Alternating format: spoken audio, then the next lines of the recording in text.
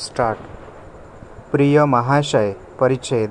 आपल्या दिनांक 8 ऑगस्ट 1979 च्या पत्राबद्दल आम्ही आपले आभारी आहोत. आपण आमच्या मालाचे मुख्य वितरक म्हणून काम करण्यास तयार आहात हे वाचून आम्हास आनंद वाटला. तथापि एजन्सीच्या ज्या अटी आपण सूचित केल्या आहेत त्यांमध्ये आमच्या दृष्टीने काही फेरफार करण्याची आवश्यकता आहे असे आम्हास वाटते. त्या फेरफारास आपण कबूल व्हाल अशी आम्हाला आशा आहे. एजन्सीची किमान मुदत 10 वर्षांची असावी अशी आपली पहिली सूचना आहे.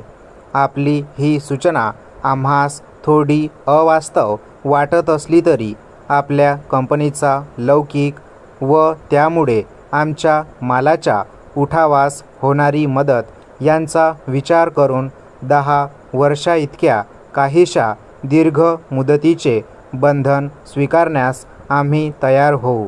परंतु त्याचबरोबर आपणही दरवर्षी अमुक इतक्या किमतीचा माल आपल्यामार्फत विकला जाईल असे बंधन स्वीकारण्यास तयार झाले पाहिजे.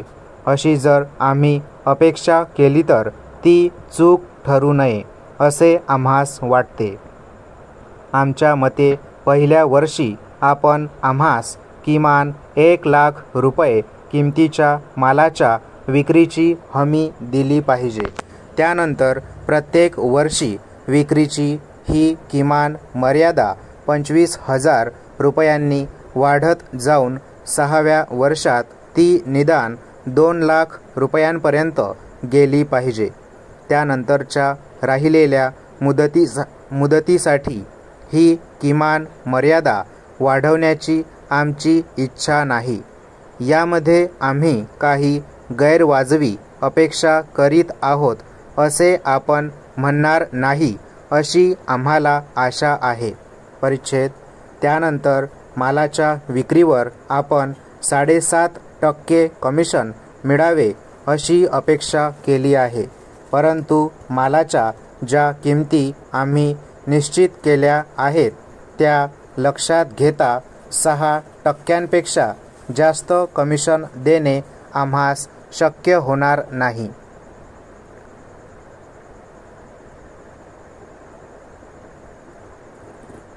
याबद्दल आम्हास खेद वाटतो. त्यातही आपणाशी समक्ष वाटाघाटी करताना आम्ही आपणास सांगितलेल्या एका गोष्टीचा आपणास विसर पडलेला दिसतो.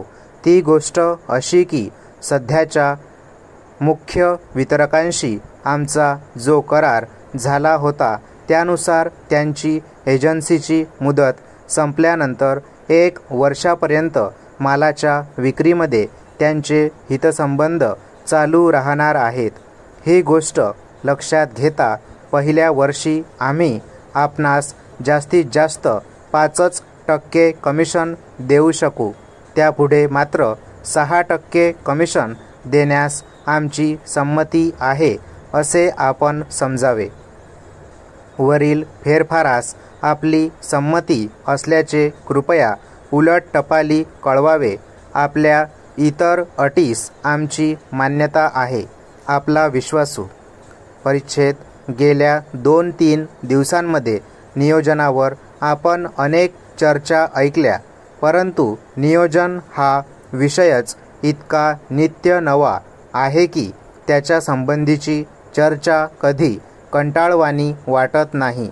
आकाशाकडे माणसाने पाहिल्यानंतर ज्याच्या त्याच्या नजरेप्रमाणे त्याला ते दिसते. जसे आकाश विशाल आहे तसाच नियोजनाचा हा प्रश्नही विशाल आहे. असंख्य दृष्टिकोन आणि असंख्य प्रश्न यातून असंख्य माणसांच्या जीवनास पूर्णतया स्पर्श करणारा हा विषय असल्यामुळे त्यासंबंधी कधी कंटाळा येत नाही. पण नियोजनाचा निश्चित अर्थ आपण आपल्या मनाशी समजावून घेतला पाहिजे. स्टॉप.